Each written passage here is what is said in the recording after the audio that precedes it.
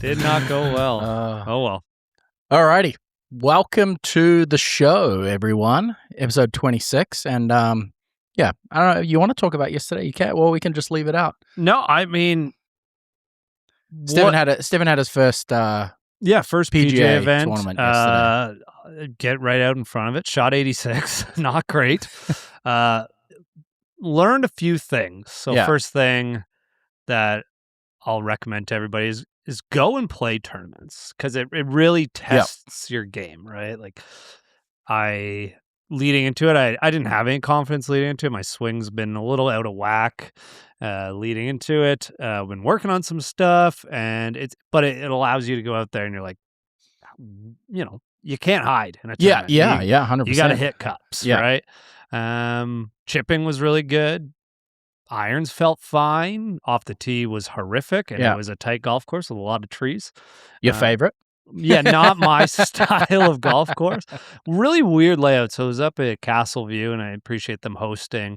I would say really good, really good green complexes. Like a lot of really cool tiers and spots and some turtlebacks, and a lot of people are complaining about it. And I would, if more golf courses had that, I would love it. I thought the greens were absolutely awesome. You couldn't miss in wrong spots, or you had such hard two putts. Like I had this two putt. It was probably 20 feet for a two putt, and I had a 1% chance of making it. Like zero. I don't three putt much from 20 feet, but I did. Like it was probably breaking 8 feet left to right, up a hill, then down a hill. Yeah. So, but really cool. Green complexes, but it's definitely an old school golf course where they built a golf course on a farmland and then planted way too many trees. And then they're like, we have way too many fucking trees. And it basically requires you to shape the ball all sorts of ways around these trees. And you know, I'm fine with that with irons, but with my driver, it's right now not really shaping in two different directions. And if it is, I don't know which one it's going. Well, like you said, like you've always said, you know, it's not something that you typically do with the driver. No, it really isn't. It really is, and you shouldn't be. Yeah. But when you have a dog-like right and you can't hit a cut down the left side because there's a tree right in front of you, and I learned that the hard way, where on one hole, probably the best struck drive I hit, but I pulled it just a little too much, and it hit a tree basically 70, 80 yards out, maybe 100 yards out, and I was under this tree, and I had to punch out, and there was trees directly on the left side, so I had to punch out backwards. Ended up punching out way too far, and I was like, well, I could go over these trees and go back onto my hole, or that looks like the hole I'm going to over there, so I'm just going to go in that direction. It wasn't the hole I was going to. Ended up under another tree, whatever. Made a terrible double, but so big thing. If you want to test your game, like some people, that's not what they want to do, right? They just want to play golf. But for me, like, I learned a lot, and then I got an itch of I want to play more tournament golf, right? Like the guy that won beat me by 20 in a one round. Right? Like there was no shot I had to compete yesterday with the game I brought, but I want to do it again. Like I want to test my golf game. I love the focus I had to put into it. The other thing, if you are playing a tournament, if you're gonna go play a tournament, you want to compete, go see the golf course. I thought that was going to be the first thing you were going to say. I really wish I saw that golf course. Yeah. And then also when you're picking tournaments, there's reason this happens on PGA Tour. Like guys pick courses based on what's going to suit their style of game. And well, the ones that have the luxury to pick, I guess. Yeah, exactly. The ones that have the luxury, and the other ones, they're like, hey, if I make a cut, I'm happy. I'm making money. But for the amateur player, if you have a golf tournament that's at a course that suits your game, don't go punish yourself and play it.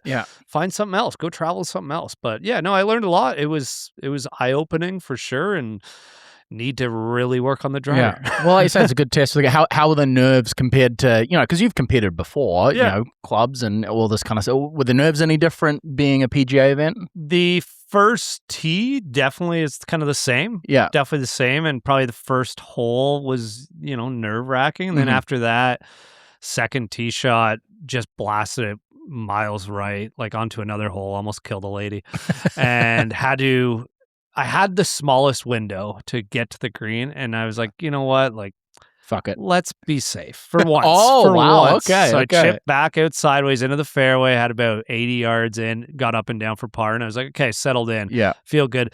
Top to 3 wood on the third shot on my third tee hole, ball. yeah. And I was like, all right, what was that? I don't know, Yeah. but it's time. So I just struggled to get off the tee all day, and That's always tough when you have those rounds. yeah. I had a top with the driver late in the day. It was ugly. Yeah. It was really ugly, but it was fun and well-run tournament, and met a great guy out of one of the pros out at Cornwall, and super nice guy. He didn't have a great day either, and on the back 9 after, I think collectively we were like 15 over on the front, and we were just like, hey, let's just have a good time on the back. Yeah. Like, this is a new us on the back. Yeah. And for the first 2 holes on the back, I felt like a new guy. I felt like a new guy. And then the third hole on the back, it went back. It's interesting you said that, because I mean, I've played in, apart from clubs and stuff, I think I've played in maybe 5 tournaments now, and I've very quickly come to learn that, and it's something I want to work on, but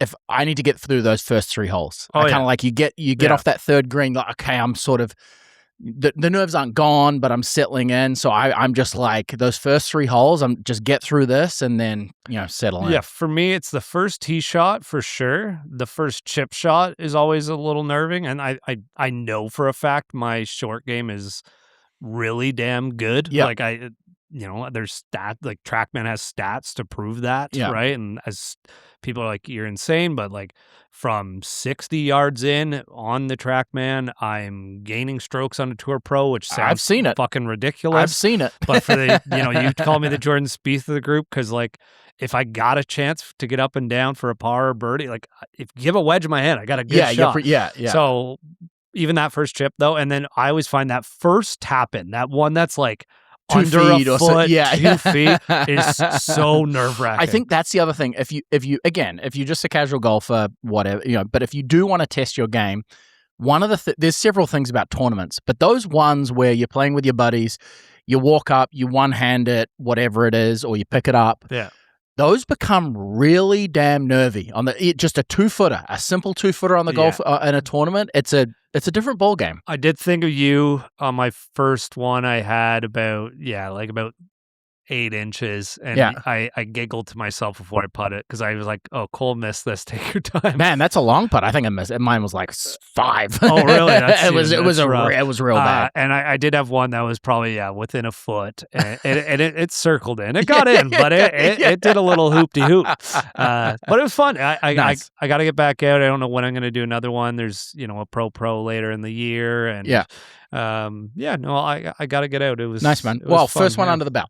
First one, and my goal, I think I said on here, was not to come in last. And I actually was going to text you that, because I beat 3 people. I was looking at the leaderboard, and I beat 3 people. One guy withdrew. So maybe we'll call it 4. 4, maybe? Call it 4, yeah. Why not? So there was 3 names below you on the 4 names below you on the leaderboard. So hey, there you go. And then also just a weird week overall. Thinking of our good buddy Scott McCloud, I want to reiterate the importance of yelling FORE on a golf course. Yeah. Before I go into this, Scott is all right, but Scott did take a golf ball straight to the forehead. Snap hook to the forehead the other night. It was a medical professional, crazy enough, but Scott's all right. Guy did yell FORE, but just a reminder, golf can be dangerous. Exactly. But the thing is, Scott is all good. He should be swinging in the next couple days, but yeah. Yeah, and I was really happy to hear, because it sounds as though, as bad as it was, he got really lucky. There's I don't know, could have lost an eye, heaven forbid, So good to hear that. For sure. Well, let's talk about some other tournament golf. Today we're going to get into something a little bit different. I was actually listening to the radio the other week, nothing to do with golf, and they did this segment. And I thought it was a lot of fun. So we're going to do that today. We're going to put a golf flair on it. But before we do that, like we always do, episode 26, by the way, hit the subscribe button. Keep helping us out. Hey, we did have people finish the episode People last did. week. It was actually within pretty much within a couple. We got fans, man. Yeah, it was within a couple of hours. Two for sure. Two fans for sure. But yeah, shout out to Tripsy, Tim Wilson took home the box of Pro V1. So we'll get those to him. But before we get into the body of the episode, quick weekend recap. First of all, the Charles Schwab. We were giving this a lot of heat last week. I don't know if you got a chance to. Obviously, you were getting ready for your tournament. Not sure how much you watched. Sunday at this tournament was awesome. Yeah, I did watch Sunday. Sunday was good. A lot of back and forth, a lot up and down. And the Russell rough, Henley. The rough was juicy. Yeah, no, I mean, Colonial's always a good golf course. Yeah.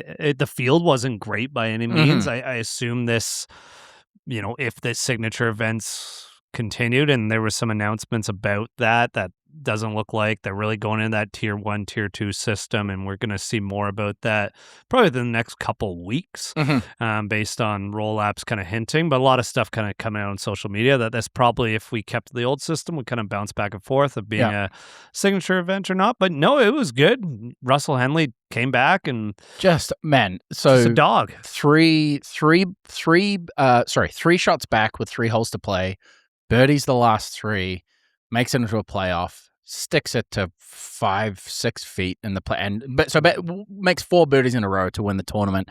And Eric Cole, you got another potential first-time winner and comes up just short. And you got to think about it. I think the moment for Eric Cole that I'm sure he's ruining was, I'm not sure if you saw it, was on the 9th. So it was just the rough. It was so important to hit fairways out there on Sunday, because the rough was juicy and the greens were hard. They were hard and fast. It was firm. And there was a lot of guys going over to the right on 9, and there's a big pond.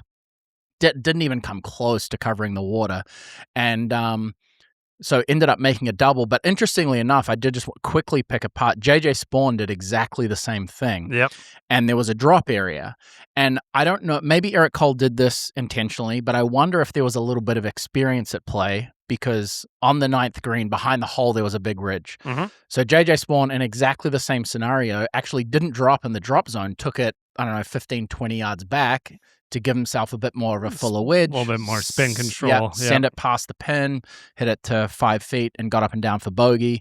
Eric Cole hit out of the drop zone. Very similar shot, but just didn't get that spin down. So I thought that was really interesting, and arguably that might have been the moment that he, that he'll be rowing. Obviously you make a par or get up and down for bogey there, he wins the tournament. For sure.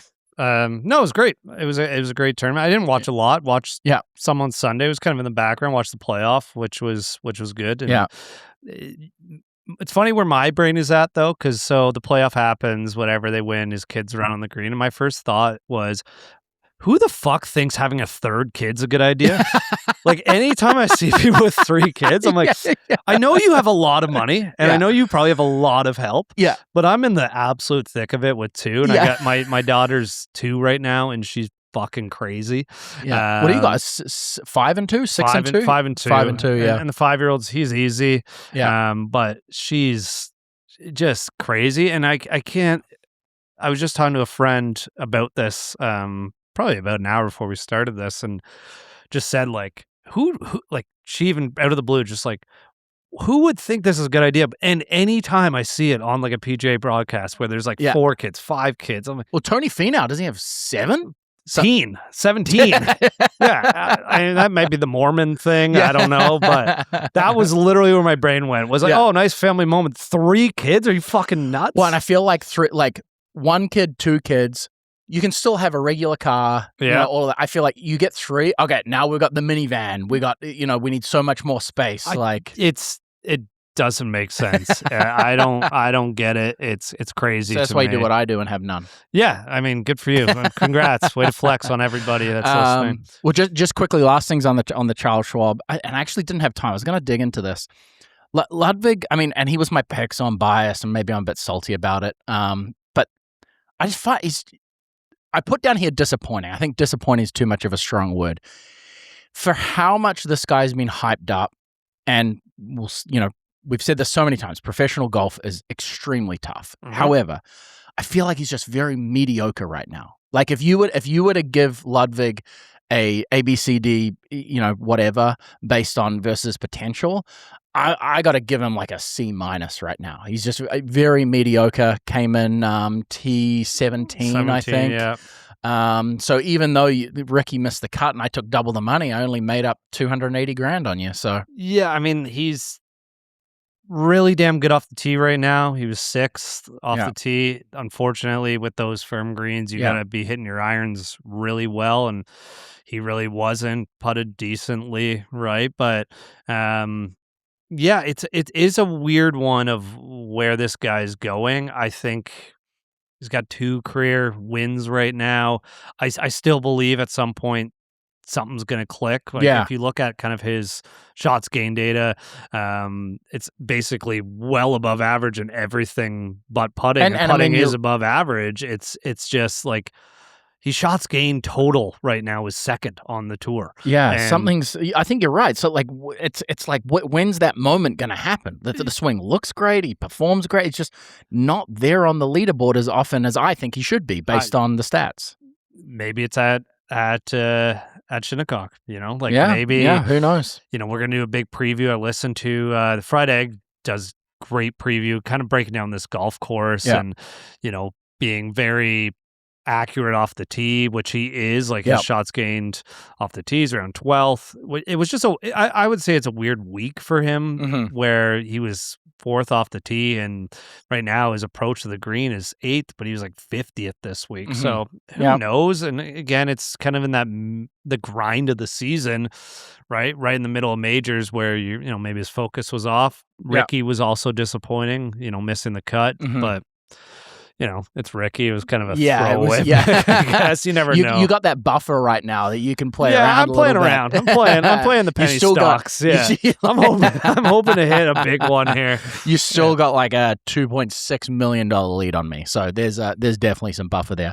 Couple more things. Yeah, the LPGA Shoprite. Yeah, crazy tournament, crazy conditions. I mean, Céline Boutier picks up her 7th career win.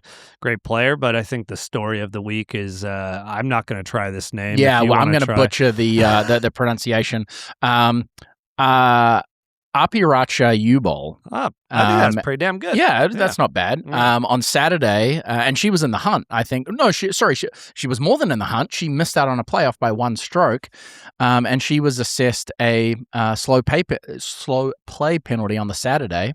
Apparently, obviously she was slow, changed her club 2 or 3 times, and feels like we quote him every episode, but our buddy Ryan French put out a great tweet, and he said, good on the LPGA, and he said if this was if this was a PGA Tour event, oh no, sorry, that was about the greens. That was a different thing. But he basically said, often when this happens, it might be someone who's missing the cut or not in contention, whatever it is, and he basically backed them and said, this is the only way that it will change. I've been obviously in groups on the LPGA. It's just as slow as the men's tour. It's not slower by any means. The men's tour is slow as hell as well. I think it's a different way of slow, in my opinion. Like a lot of what happens on the men's tour is waiting for par 4s to clear, par 5s to clear. That does happen on the LPGA as well, but there's a little bit more of that. I think it is. I would love to see that happen more on the PGA Tour, but I'm all for it. It's like it's a learning lesson for sure. Exactly, big learning lesson. Big learning again, like you say, if you weren't in contention or whatever it is, you're kind of like, okay, whatever. But literally cost her a playoff, and what's the old analogy? Kid, toddler, whatever, when they put their hand on the hot stove, it burns, and they're like, well, I'm never going to do that again. And I think this is the only way that we actually make some progress here. Did you see the clip circling on Twitter today of the NCAA, that putt? Oh my. Took the guy, I think 90. It was a minute 38 or something like that. 90 I think something seconds for an 8-footer. And he's got his yardage book out, like, I guess reading the green. Yeah, because they're still using green reading books out there. Actually, just quickly, this is completely off topic. It's not, but it is. I played with a guy. I've never played with a guy that has side saddle putted before. Oh, And I was playing Cataraqui. this is very off topic. It's very off topic, but it has to do. So I was playing Cataraqui and got paired up. It was got invited out by a friend of mine, and he's an older guy. He's actually in his 70s. A bunch of the old guys that play on Wednesdays came out for the old cash game. That's in your cohort, isn't it? That's right in my. Those are my people. Those are my people. So I was playing with those guys, and this guy, first hole, I see this giant putter. Like, I'm talking like, it was almost as tall as I was. This putter's huge. This guy's probably 6'5", giant human being. And he walks up and he side saddles and he's got his green reading book out there and he's doing his aim point. And it wasn't slow. Yep. Like, he knew what he was doing. It made me want to go side saddle. This guy, after the fourth hole, so first hole, he makes about, 30-footer for par. And I was like, okay. Second hole, same thing. Another like bomb for par. And I was like, it was a par, I think, as well. I was like, interesting. Third hole, he had like a windy, like 10-footer, like I think it was for par. He just missed it or whatever it was. But throughout the round, this guy made more feet than I've ever seen. And it was side saddle. He had his little book out and just doing all his math. And it was just like one of those ones where it's like, like, why aren't I want to see it this weekend. Do it when we go out this weekend. I'm going to just grab like an old driver's shaft and screw it into the middle. It was craziest thing, but all those information of those. But the thing about it, as I said, he has the green reading book. He's doing aim point, but it was quick, right? There's just... Oh, I honestly do not care what you do on the golf course, as like, if you pace of play. Getting back to this, I don't know the guy's name. He's from Stanford. It's at the NCAA National Championships, I guess. It was an 8-footer. Yeah. Like, not only did it not touch the hole, it was like 6 inches outside the hole. Like, it just really bad. And like, I know these guys they're playing for a national championship or for a chance at a national championship, but I'm sorry, it's painful. Really painful. One really quick thing. Talk about your favorite guy, Bryson. He lost. Didn't lose, but he's having some struggles over the weekend, and he did his. Whether you love or hate Bryson, he's a great salesman, and whether it's him or a strategist, whatever it is. So he's in this press conference. He's like, "Yeah, I got some help from Gemini AI yesterday with my swing." And of course, it's not just that. He has this new, I can't remember the name of it, this venture launching this AI coaching app, which is powered by Gemini. So it was a bit of a plug. And here we are talking about it, right? Yeah. But I thought it was really interesting because with so many things in this world right now, who knows what's happening with AI? I thought it was a really interesting concept of how coaching will potentially evolve with this as well. Yeah, I've had a few chats with people about this. I think there's a lot of great tools that will come from AI that will make coaching a lot easier for people. Like supplement it. Absolutely. Yeah. I think there will be certain people that will use it fully and be super successful. Yeah. The thing about it that they really will never be able to do, and I think this is a big, actually, I just listened to this podcast and a guy I caddied for, Martin Trainer, did a podcast with Dylan Dethier, just basically announcing his retirement and what he learned while he was on the PGA Tour. And he talked about coaching, and he said, there's so many coaches that are getting away with like, this is my philosophy, and if you can't do it, it's not on me because you can't do it. But he highlighted the most important part about coaching that I'm still learning a lot about, and I need to learn so much more, is like, everybody's body is different, right? Yeah. And when we're talking about AI, it could look at your swing and say, let's look at your chest rotation and say, okay, your chest rotation is only X amount of degrees, on tour average, it's Y or whatever it is.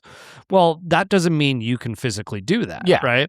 It's also, looking at, how one person closes the face versus another person, right? So I had a lesson with somebody and I said, tell me about, I kind of, a year ago would never have done this, but right away, tell me about any physical limitations, any injuries. Well, he said, I was in the military and basically this hand was almost blown off basically every bone in this hand's basically fake. Yeah.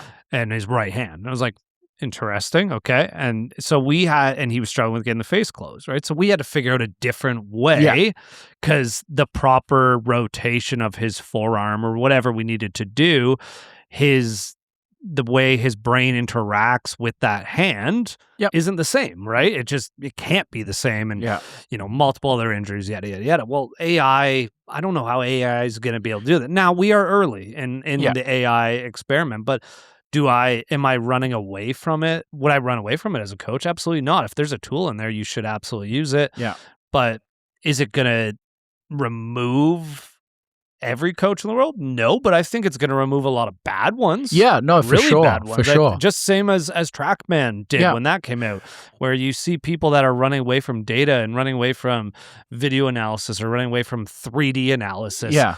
Well, your students are only going to get to a certain level. And if AI is another tool that will speed up the process of helping somebody, absolutely. I think it's going to be huge. And for a guy like Bryson that's building a tool, well, there's going to be so much more data of him in there versus if you just grabbed it right now and filmed it. I don't know what that would look like. But do I think it's the future? I absolutely do think it's the future. I always believe there will be a human element. Yeah. No, I agree. And I sincerely hope I hope with all this AI stuff, there's a human element. And I think if I can apply it to how I'm seeing it in my work, which is completely different, I think it helps with something we talk about is you still need to be the one doing the thinking. Oh, yeah. AI cannot think for you. Yeah. So I think as far as things like diagnosis, like what the issues are, but then like you say, you could have even physically two people in here that are identical, but the mental cues, the way you communicate with them to fix that thing is probably completely different, right? So the diagnosis is one thing. Okay,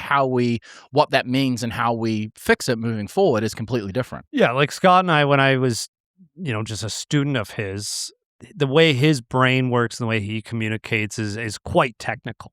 My brain is not quite technical. You can see how I speak. It's not the most technical way to look at it, right? So there was, after a few lessons, I remember just being like, hey, can you dumb that down for me? Like a lot, right? And, he's talking about, the ulnar and whatever different ways of rotation and yada yada yada, and I was like, can you just kind of show me, right? And that's something with AI where you could probably do that with AI in the future, but if it was like, you need your hip to be rotating internally instead of externally or whatever it is, I'm just making something up. I don't know how that would look. I think the biggest thing, there's a difference between swing analysis and coaching too. So that's 100%. The other thing where, it might help you with that, but the coaching aspect comes into play. I think the biggest thing that I'm learning as a coach, not just a swing teacher, as a coach, is the biggest thing I want people to walk away with is, here are the things that you need to work on, and here's something I want you to be confident in. Like, I want you leaving a lesson with confidence about X something, right? Yep. And even if the lesson didn't go perfectly and you weren't necessarily getting it, I'm going to find something that you're at least leaving with that you're like, okay, I'm really, really happy with that, right? And AI doesn't have feelings. It can't read your emotions after a bad swing. And also the only swings you're going to be putting into AI are your good ones. No, that's right? true. So exactly. I think there's a lot there. So there's absolutely a future here. But he's absolutely doing it to sell a product. 100%. That's 100%. Before we get to the picks and the would you rather, US Women's Open this week, and we are not forgetting the picks this time as we promised. No. But they're at Riv. Obviously, we've seen Riv once already this year at the Genesis. But the ladies are there this week. Yeah, I did a bunch of research. I'm curious. We all know the golf course, right? But there's gonna be it's going to be played in a little bit of a different manner, obviously, different tees. They had to do some changes to this golf course. It's going to be drier to fit the ladies. It's going to be in the perfect condition. This is what we want out of Riv. I can't wait till the PGA Tour is at Riv next. No, it's Pebble next year. Sorry, Pebble Beach next year. But I can't wait till Riv is here in the middle of the summer. It's going to be so awesome. What everyone knows kind of about Riv, super narrow. We got these small, super tilted greens. There's going to be a lot of reward on, approach shot precision. Like the fairways are pretty damn wide. It's going to be it's obviously on the shorter side from the men where they're playing at like 75 or 74 out there, but it's still long for the ladies. It's gonna be around 6,700 yards with some thick rough. Yeah. And the greens are going to be firm. So there's gonna be a lot of scrambling out there, but you're going to see a lot of, birdie chances if you can hit them in the right part of those tiers. And you better be hitting the ball high. Yeah. Because they're going to be firm. So I think it's going to narrow the field a little bit, but they've also moved some tee blocks around to help with, different approaches to the green. I forget which hole that they I think so it was. You mean they've done like renovations specifically for this? I was watching a video. So the 8th hole has actually kind of 2 fairways, and they were talking about. Oh yeah, great hole. Yeah. And they kind of have that bunker system. I don't even know if I want to call it bunkers. Waist area running through the middle. Actually, fun fact. Do you know why they call it a waist area? Well, because it's not a bunker. You're allowed to ground. It's not. Like, no, I don't know why. Cool. So I actually found out, I just listened to about 5 hours on Pete Dye. Okay. No Laying Up did this amazing series. Go listen. If you care anything about golf architecture, I'm trying to learn more and more about it because I find it very fascinating. But basically what happened was at some point, they were moving all this waste, junk, garbage into spots, and they're like a landfill. Yeah, like a landfill. Okay. And then they were just like, okay, we'll just put it over there. And like, why don't we just dig it out? We'll just bury it, and then we'll call that the waste area and throw some sand under over top of it. So it's quite literally a waste area. It's quite literally a waste area. So there we go. But yeah, the 8th hole's got this kind of waste area running down the middle. I doubt there's garbage at this golf course underneath the ground. And they're talking about the more conservative line off the tee was over to the right side versus the left side. You don't have that carry. Well, since the men aren't really using that, it was kind of really tight and running off. So they kind of had to widen this one little aspect to basically allow people to want to go down there versus everyone just going down the left side. So kind of making a little bit more options. So there's going to be a lot more risk reward than you're going to see. There's going to be some short par 5s. There's obviously some short par 4s. I can't wait to see kind of what 10 looks like for the ladies. So that's really cool. I'm really looking forward to seeing, how that golf course plays, right? Like we have, there's going to be a lot of amateurs in the field. It is a U.S. Open. Short game's going to be super important. But the biggest thing, so, how is it going to play different for the men versus what we see? As I said, you're going to see around 6,700 yards. The PGA Tour plays it around 7,300 yards. Okay. That's still a really long golf course. Yeah. So you usually look around 80% when we're talking men's tees versus ladies' tees in a tournament format. And they're playing that, what's that, 85, 84% of what the men are at? Yeah, exactly. And now if the U.S. Open was there, it would probably be a little longer for the men. But yeah, it's gonna be so awesome. You're gonna see some super, super firm stuff. Yeah. There's gonna be very small areas to miss. Yeah. Especially with those greens. I am really curious, like you mentioned, and I don't know how many times this has happened where we see the men and the women play the same course in the same year. Obviously, like you say, it's going to be a completely different golf course. The last time, so the one that was the best one ever was the U.S. Open played at Pinehurst number 2, and then so did the ladies. Wow. A week later, there's the year Michelle Wee won, and oh man, I can see him. He plays out on LIV. German guy. Oh my man, goodness. I can picture Martin Keimer. Yeah. I was about to say I had Martin Trainer in my head. Didn't win a U.S. Open, but they played him once. But it was so awesome because by after 2 weeks, you know that golf course like the back of your hand, and that golf course is so awesome for a U.S. Open as well. So I'm just going to be curious to see, and again, it's tough because we had Aaron Rye hitting 5 woods out of the rough that were sticking on the green. Like that's not going to be happening this weekend. No, and so it's going to be it's going to be. I'm really looking forward to it. Oh yeah, and the best part is we got prime time. We're going on a little golf. Little golf trip to Montebello, Chateau Montebello, Quebecois, up in Quebec. Yeah. Oui, on chaud. I have no idea. I'm not French Canadian. Oui. Maybe we'll see our buddy Seb speaks some French. Yeah, Seb's he's fluent. He can do it. It's not franglais. Mine. You're gonna watch after a couple drinks of me. I think I can speak French.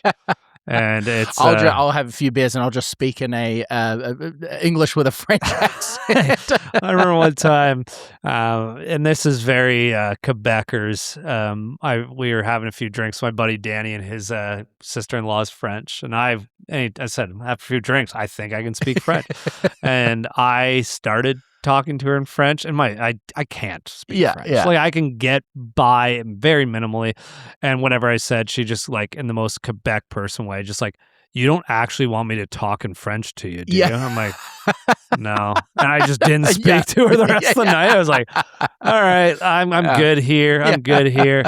But yeah, prime time. So we'll see it. We'll get, done our golf round, have a few drinks, have some dinner, and golf will be on TV till like 10 o'clock. It's going to be fucking awesome. Yeah, 100%. I can't wait. 100%. And then we have this other tournament that's on TV. Yeah, well, and that's another thing. I think, this weekend, obviously I'm going to be curious about the Memorial, but yeah, for me, it's going to be the Women's US Open over the Memorial for sure. Let's do the picks real quick. Sure. And why don't we start with the US with the Women's Open picks? So I get the first pick this week for the Memorial. But if we go with the Women's Open first, you get first pick. So who you going?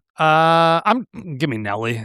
You've already had Nelly. You can't. I can only take her once? Yeah, remember we said that for the women, you can only take them once because we've only got 5 tournaments, right? Oh, fuck. I didn't realize this. This is bullshit. Yeah.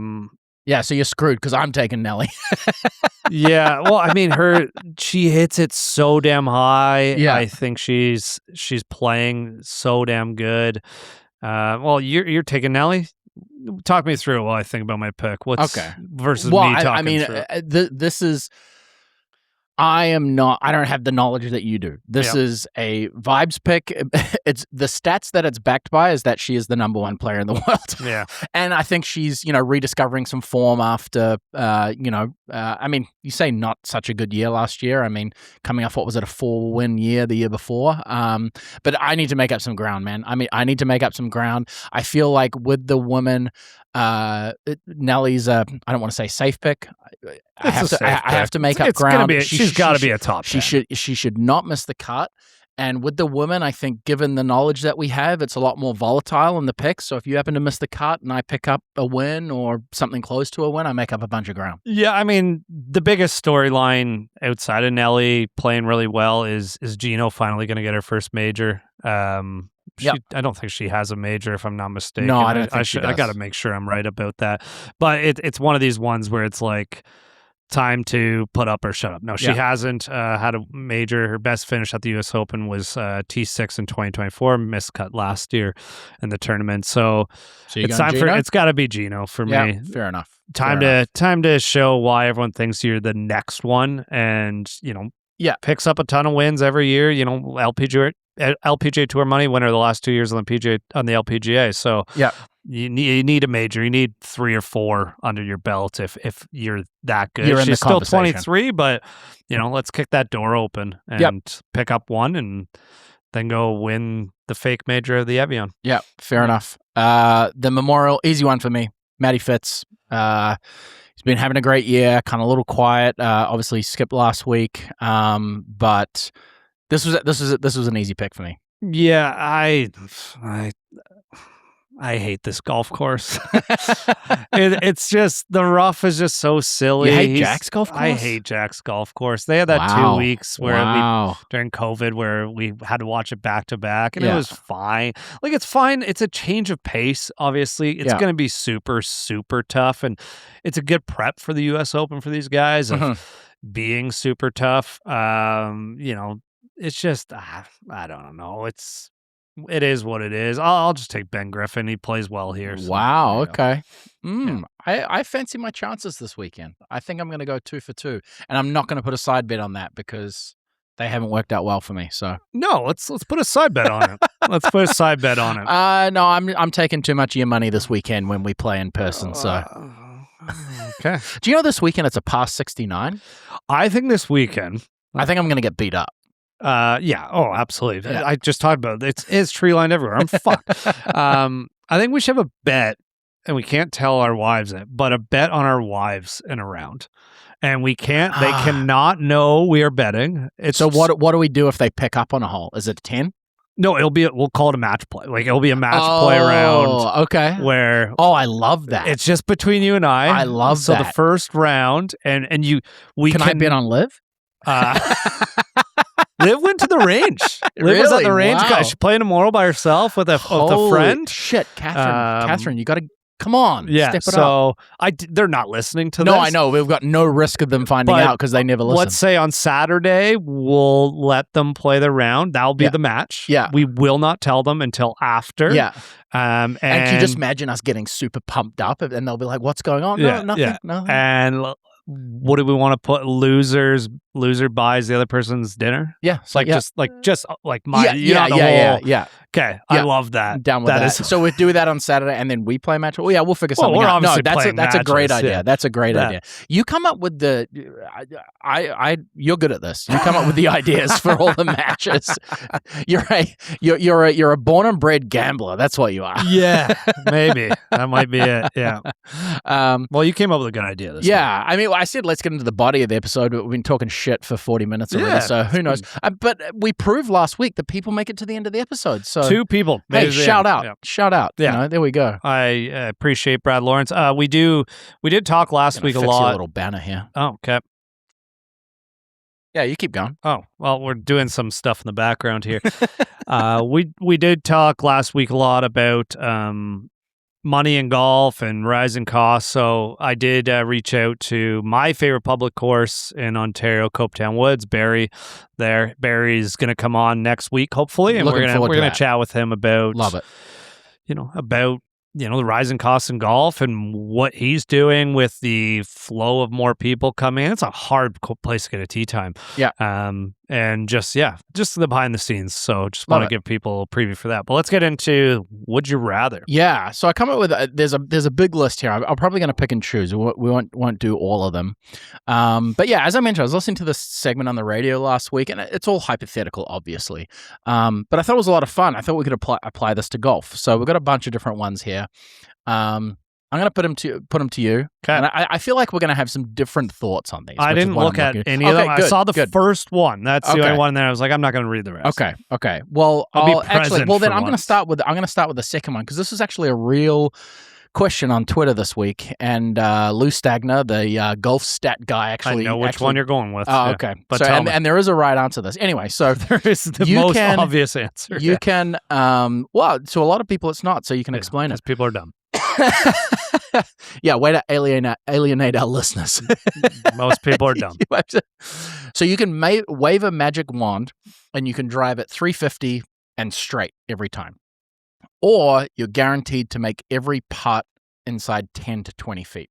So anything inside 10 feet, anything outside 20 feet, you're not guaranteed, but that range 10 to 20 feet, you can have that. Which one are you taking? It's 350 down the middle every time. Yeah. It's the most important club in the bag is the driver. Yeah. Stats, back in the day, everyone's like, no, it's the putter. Stats have proven the driver is the most important club. Lou actually broke this down with data, and I'm sure you're looking this up now. You are going to gain way more stroke. If you hit it 350 down the middle every time, you'd be the number 1 player on tour, strokes gained, and you would be gaining strokes in a long way off of number 2. Yeah. From 10 feet, you're really not gaining nearly as much strokes in that way. No. I think if it got to like 30 feet, there might have been a better argument to be made there. Like basically if you got on the green, it was a 1 putt no matter what. Yeah. But I still think 350 down the middle, you're laughing. And he also did, I believe in his stats, he also broke down that even if he took out the fact, like basically said in his stats, there were no drivable, you weren't driving par fours. He was breaking it down just on that. Well, at 350, you are driving. Yeah, you're going to drive some. A lot of more par fours. Collectively, there is par fours. You're going to be, depending on what course you're playing, you're going to be on the green, close to it, or even on a long par four, you're going to have a wedge in your hand. Yep. Par fives, you're going to have basically going to have a chance to go for pretty much every par 5. 200 on pretty much every par 5 I can think of. Yeah, and you're going to be less on a lot of them. Yeah. But yeah, you're right. He did break this down. So there's about, and I thought this was actually a lot higher than I thought. But anyway, lose the data guy. You'd save about just over 7 strokes if you made every putt between 10 and 20 feet, which I thought that was interesting because for the average golfer, the other thing you got to consider, right, is that sounds great on paper. How many times are you hitting it inside 20 feet on the green? Anyway, but with the driver, they'd save almost hitting at 350. You'd save almost 14. Yeah. So I won't go into it too deeper, but as you say, it's not even close. And just purely off vibes from what I just did on the golf course yesterday, yeah, you'd take the driver. Yeah, I don't even care if I was losing strokes. Getting off the it also.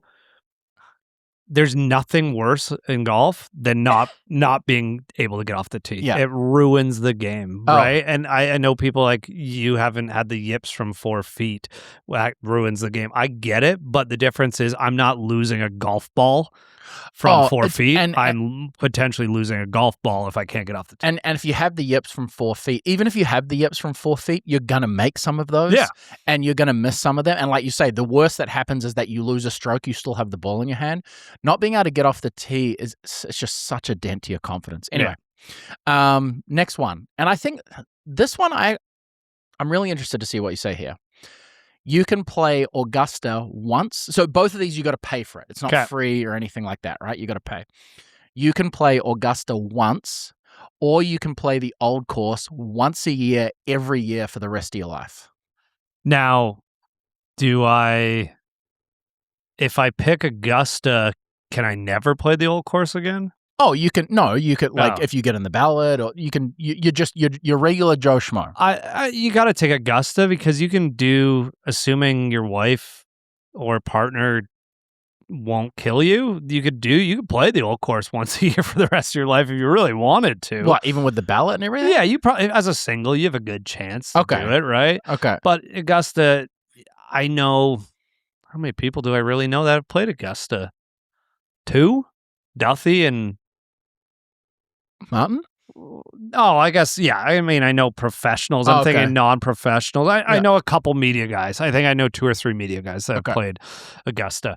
But that's it, right? Like, I think everyone's going to take Augusta as much as I love the old course. I think it'd be a tougher one if you're like, no, you play Augusta, it's one and done. And then you can't and play then the you old can't course. play the other one. I think that's a tougher one for me. Okay, well, let's do that one. I think that's... Yeah, no, and that one I definitely would go with the old course. Yeah, then I would still go with Augusta. Yeah, I know you would, but you even now, uncultured swine. Even now, thinking about it, right, with the old course, it would also mean I get to be in where I call like my happiest place, and like that sounds, you know what I mean? Like, when I'm there, I'm happy. You're gonna see that. Like, I just love that town, and that would mean I get to go there once a year. And like, I think I said that to my wife when we were just traveling there and for our honeymoon. And I was like, I want to come here every single year of my life. Yeah. Just like, and I thought like, even if I could if I could cancel 2 golf trips, little weekends away just to go, I would go there for a weekend. Just like if she let me do that once a week, once a year, just literally fly out on a Thursday, fly home on a Monday. Like, I would do that. It's a stretch of a weekend, but sure. It would suck. Yeah, the travel would suck. But yeah, no, I think if that's the case, that would be my answer. But it sounds like you would do the Augusta. Yeah, it is a tough one. But I would like to ask you that question after we come back. Okay. Let's see if that changes after you've been there. Yeah, that's fair. That's a really good. We'll replay it. Yeah. You've got one golf trip for the rest of your life. There's only one left. One left. Yeah. Okay. You can have an all expenses paid trip to Scotland, or you can have an all expenses golf trip, obviously. All expenses paid trip to Australia and New Zealand. Oh, man. I knew this would get you because I know how much you love Scotland, but you have already done it. I have.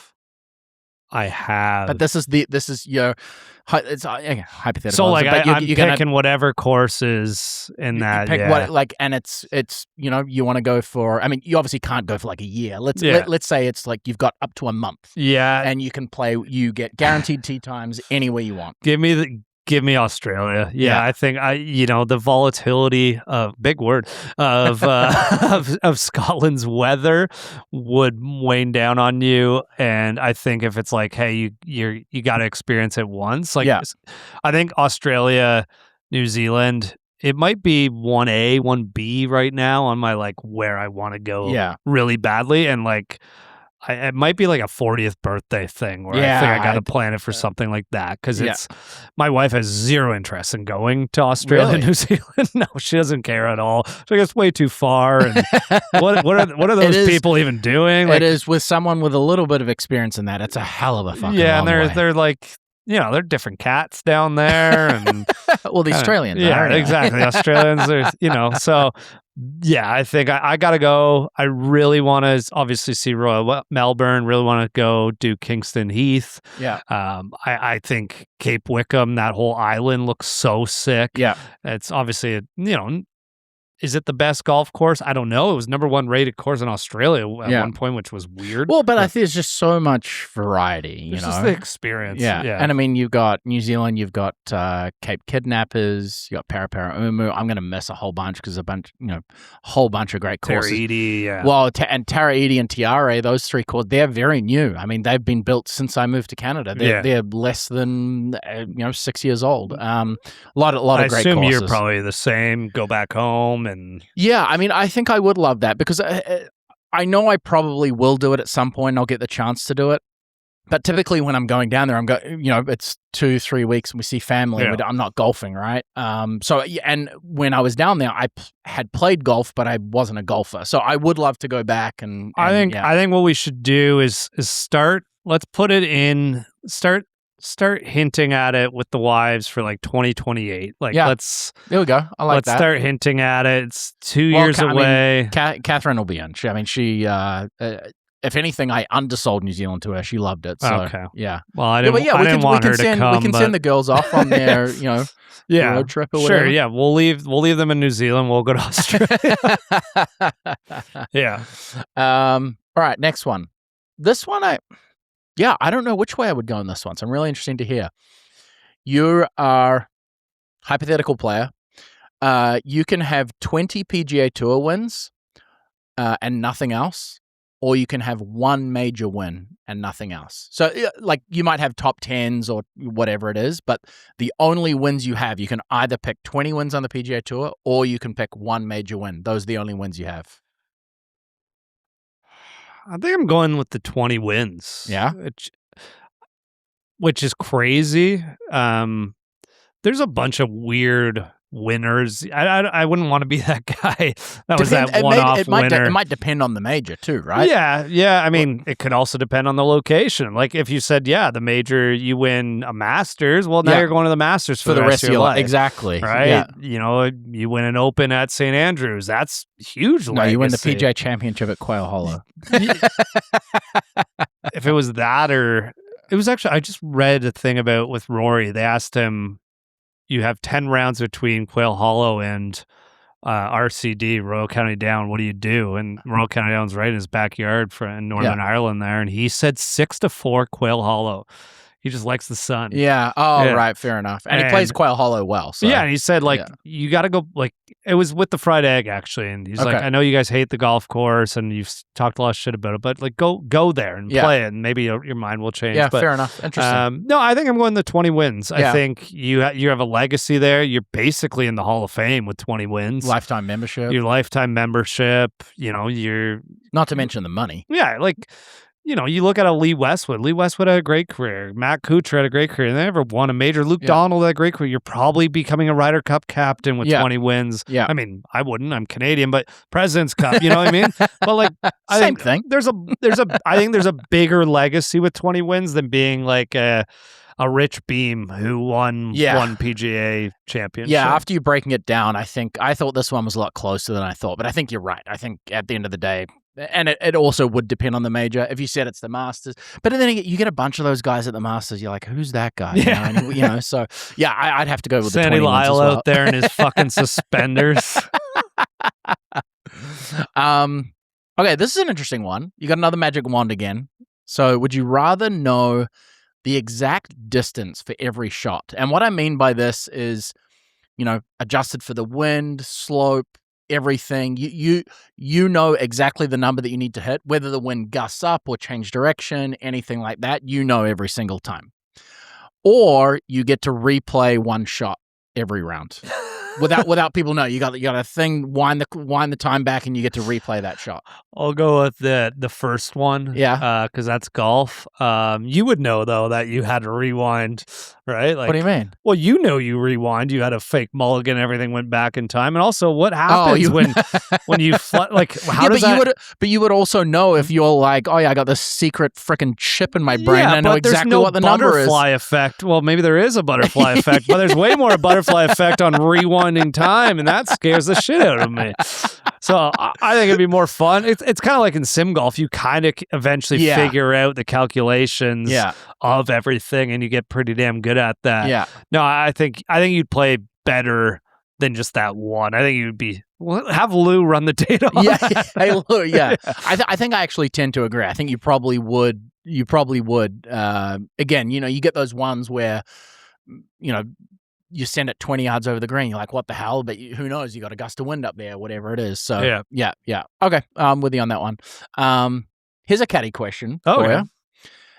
You can caddy for the winner of every major for 1 year. So you're the caddy of every winner, again, hypothetically, or you play in a PGA Tour event and you make the cut.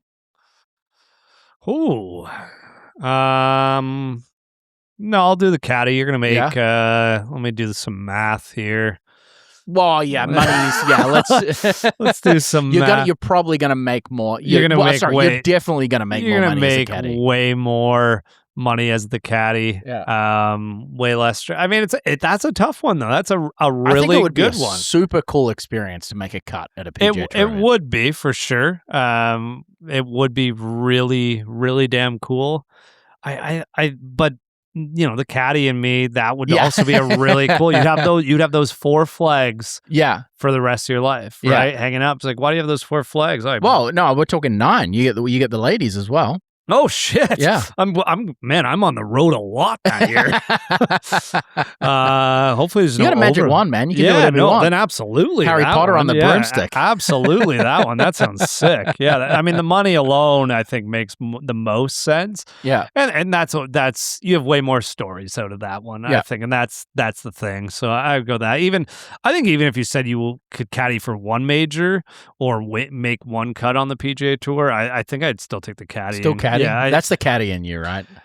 Yeah, I mean, I don't know if you can see, we got the bibs behind as well. There's some bibs. I mean, one of them belongs to me.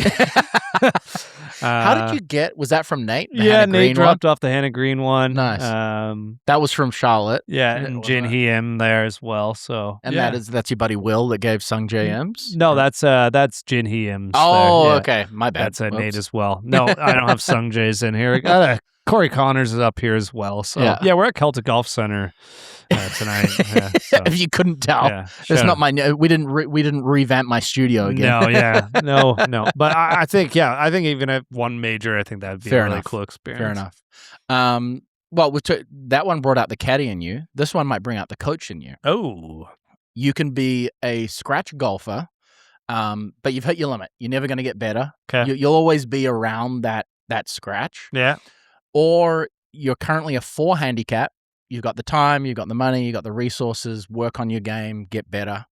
You taking the scratch, or you taking the guy that's a 4 who can improve his game? Oh, is it me? I'm one of these two people, or I have one of these? No. Sorry, like you are the person. Oh. So you as a golfer, you're like, I'm scratch, but I'm never going to get better. I'm always going to hover around that between 0 and 2 handicap.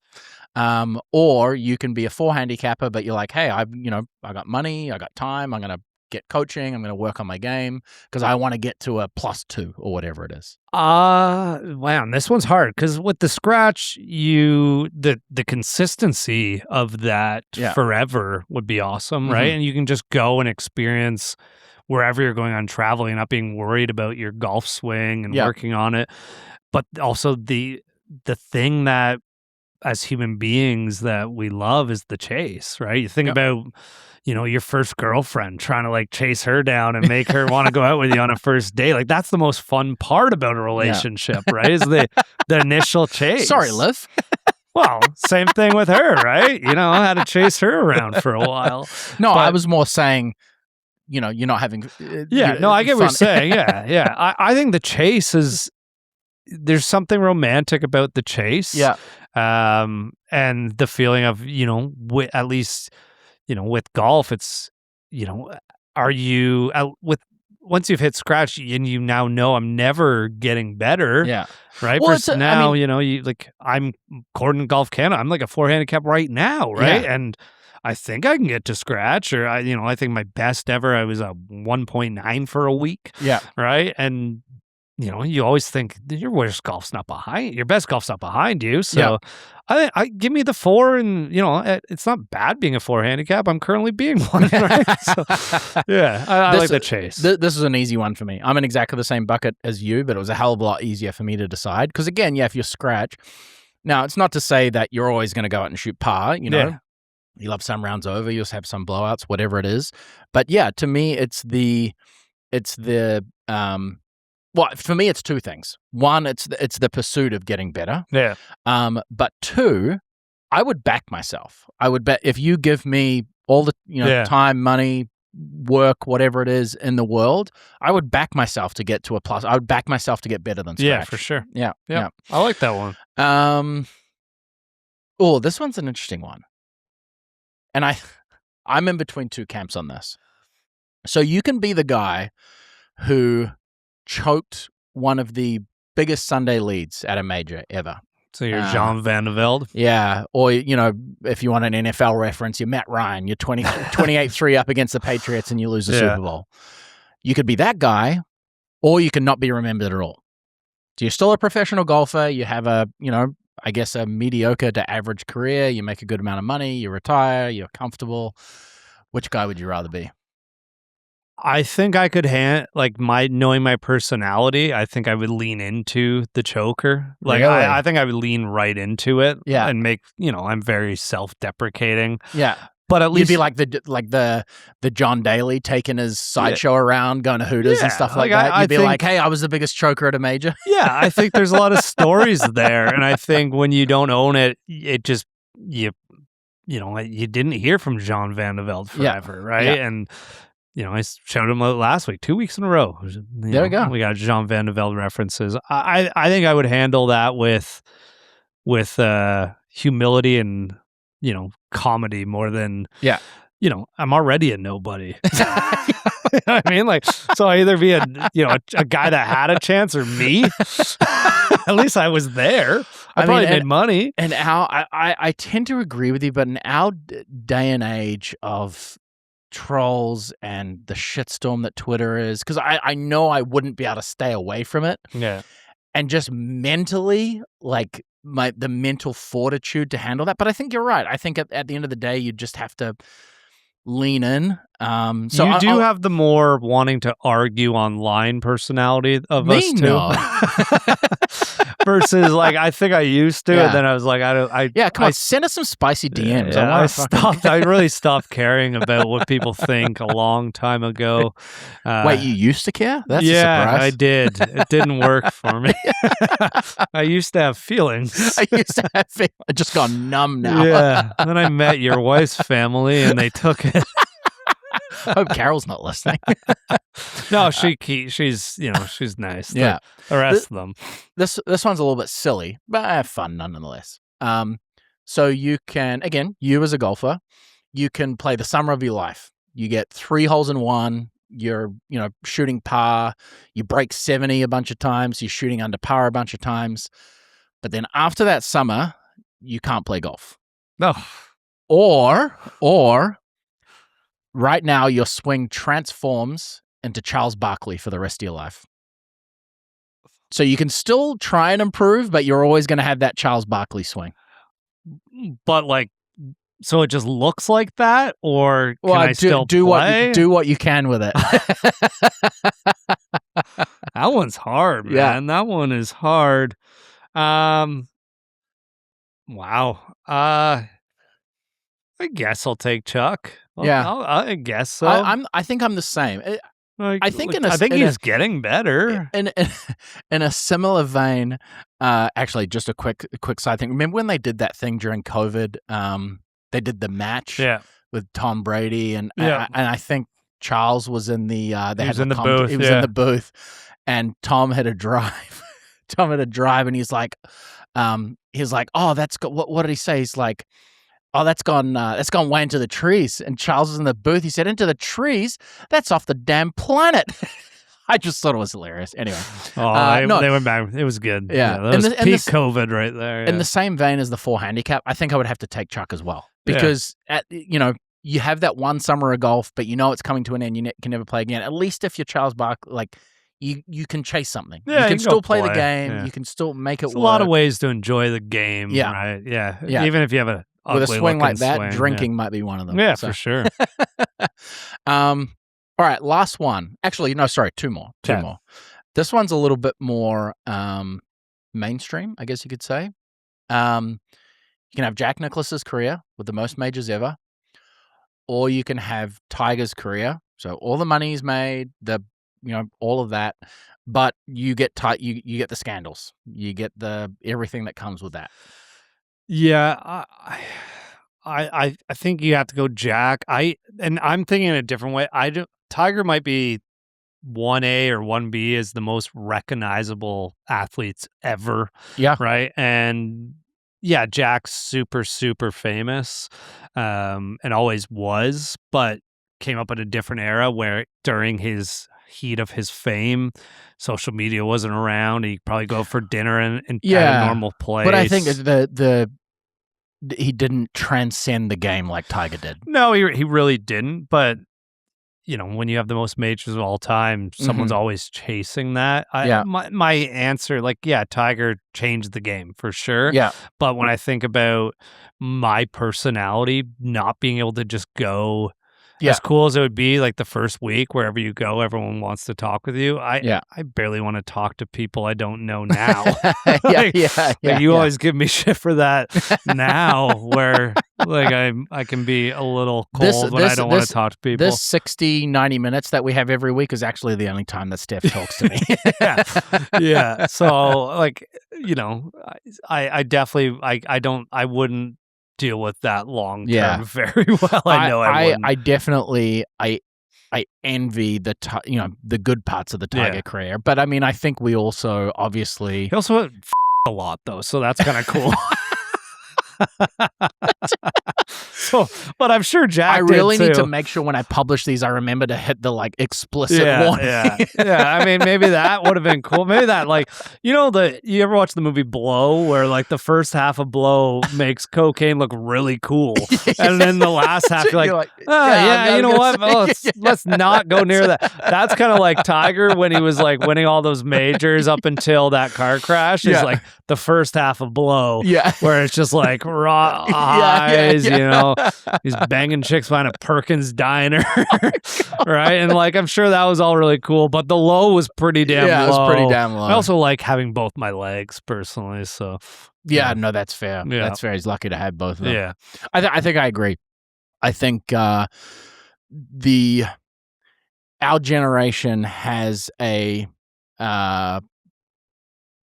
romantic relationship with the Tiger Woods, the name, and Tiger Woods golf game. It was, even in New Zealand, every Sunday turning the TV on, everyone was like, "Where's Tiger? Where's Tiger? Where's Tiger?" But yeah, I think just from a consistency standpoint, for want of a better word, Jack's, had his wife for however many years, Barbara, most majors of all time. Arguably, really, I think Jack is the most decorated golfer of all time, with the majors that he has, right? Yep. So I think I have to take that too. Finish on a more, I guess, realistic one. And this is not really a would you rather. It's just a question, I guess. Cool. You can live in live. I'm going to talk about live. So you got where we are today. Live, all the shit, it came, it's going, whatever it's going to happen. Or you can jump into an alternate timeline where live never happened. Oh, you're talking about the golf. Yeah. Oh, yeah. Yeah. I don't think live did anything positive for the game of golf. So I think it just basically made the rich richer, and it was nothing. They could have cut purses in half and it wouldn't change the product. Yeah. And I think they thought, more money in the game. These guys making more money would be exciting. No one cares. Yeah. I don't think it did anything positive for anything. So, yeah, if go back in time and it just stayed the same, I think we'd been fine. I think they would have made changes anyway. It's not like the tour's more exciting now. And maybe it's going to be in this future with these two tiers. I think for the casual fan, though, week to week, they're not going to notice a difference. No, that's fair. And I don't think we're really going to notice a difference in 2 years. It's going to feel somewhat the same. So I really don't think Live Golf did anything positive for the game of golf at all. I think it just made it. The rich got richer, and we had a lot to discuss. And it was just a lot of discussion. Yeah. Right. And it was cool. There was a lot of content, but I don't think it made anything better. Yeah. Yeah. I mean, it's tough because I think on one hand, it did force a hand from the PGA Tour, not just to increase money, but to, I think, make a lot of changes to and we're seeing them now. Would those changes have happened without Live? Who knows? So I think for me, it's a stretch to say that nothing positive came out of it. And, secretly, as you say, there's a guy who loves to comment online. I'm kind of interested to see how this is all going to play out now. So I'm going with keeping it the way that it is. Yes, it has sucked the fact that, we now only get supposedly the best golfers in the world all together 4 times a year. But yeah, I'm going to take it as it is. Yeah, I mean, the only positive I could see is, they kind of opened up some of their content stuff and things along those lines, and YouTube golf and seeing those guys a little bit more. Yeah, that was kind of cool, but, I don't know. I'm kind of over the grow the game. I think we've all sort of I just don't even know what it means anymore. No, eventually we'll do the episode of what the fuck does grow the game mean. But why don't we ask Barry next week what his thoughts are? That is I'm going to put that down. That is a great one to ask. And and on that note, we'll wrap it up. Next week. So we're going to have Barry next week. Yeah. We're going to have him for the US Open preview. Yeah, we'll do a little interview. Next week might be long as hell because we got a lot to talk about with the U.S. Open, but we definitely want to chat with him. We'll figure it out because we're going to have to review, obviously, the U.S. Women's Open. Yeah. We got Shinnecock coming up next weekend, and we got Barrett. So we got action packed. We'll figure it out. It's going to be a great episode. Is the U.S. Open next week, or is it the week after? No, it's the week after because next week's Canadian Open. I'm an idiot. Yeah, next week's Canadian Open. So forget everything that I said. Just down the road. Yeah. Anyway, so yeah, exactly. Yeah, no, how far away is Barry from TPC Toronto? TPC Toronto is pretty fucking far. It's up in Caledon. So where is Copetown Woods? Sorry, Copetown Woods is just near Hamilton. Oh, okay. So it's probably an hour. Okay. Yeah, it's an hour and a bit. Yeah. Toronto traffic. So, but just down the road, and again, another TPC is really, really well run. Highly recommend it for stay and play. I think it's the ownership up there, similar to what we're going to chat with Barry, is they're very thoughtful in every little decision. I think I talked about it on here is going down to menu prices. When they appetizers are all one price, right? Yeah. It's little details like that I think go a long way. So I'm looking forward to chatting with Barry, and hopefully we can get that done next week. And at the Canadian Open, we have hometown Kingston boy Ashton McCullough making his pro debut. Yeah, that's exciting. Exemption, so that'll be really good for Ashton. Hopefully get off to a good start in his pro career. It's, as we saw with it's not easy, right? No, nothing is guaranteed. You can be the best. There's this big documentary out there about Patrick Rogers right now, potentially possibly the best college player of all time yet to win on the PGA Tour. Had a great career on the PGA Tour, but a little good documentary if you want to find something on YouTube. But nice. Yeah, why don't we wrap it up there? Yeah, that sounds fun. good. So next week will not be the US Open preview because I'm an idiot, but we'll have Barry from Copetown Woods on. We will be a US Open recap. Yeah, Women's US Open recap. And we'll talk a little bit about the Canadian Open. But that is episode 26, done and dusted. Help us out, hit the subscribe button, keep us ticking up, and we'll see you next week with Barry. Yeah, cheers to Gabby Golf Girl. Fuck.